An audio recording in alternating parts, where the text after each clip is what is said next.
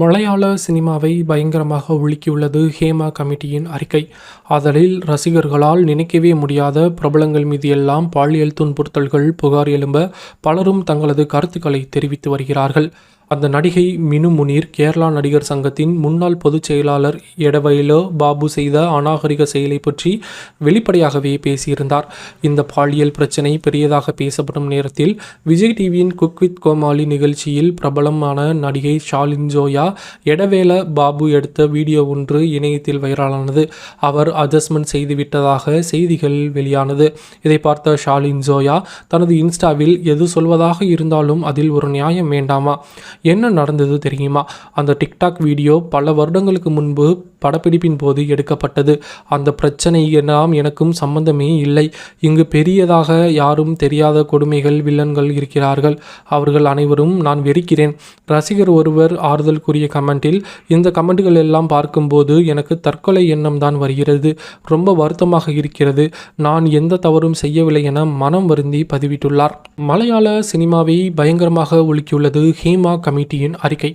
அதில் ரசிகர்களால் நினைக்கவே முடியாத பிரபலங்கள் மீது எல்லாம் பாலியல் துன்புறுத்தல் புகார்கள் எழும் பலரும் தங்களது கருத்துக்களை தெரிவித்து வருகிறார்கள். அந்த நடிகை மினு முனீர் கேரளா நடிகர் எடவேல பாபு செய்த அநாகரிக செயலை பற்றி வெளிப்படையாகவே பேசியிருந்தார். இந்த பாலியல் பிரச்சனை பெரியதாக பேசப்படும் நேரத்தில் விஜய் டிவியின் குக் வித் கோமாளி நிகழ்ச்சி பிரபலம் நடிகை ஷாலின் ஜோயா எடவேல பாபு எடுத்த வீடியோ ஒன்று இணையத்தில் வைரலானது. அவர் அட்ஜஸ்ட்மெண்ட் செய்துவிட்டதாக செய்திகள் வெளியானது. இதை பார்த்த ஷாலின் ஜோயா தனது இன்ஸ்டாவில் எது சொல்வதாக இருந்தாலும் அதில் ஒரு நியாயம் வேண்டாமா?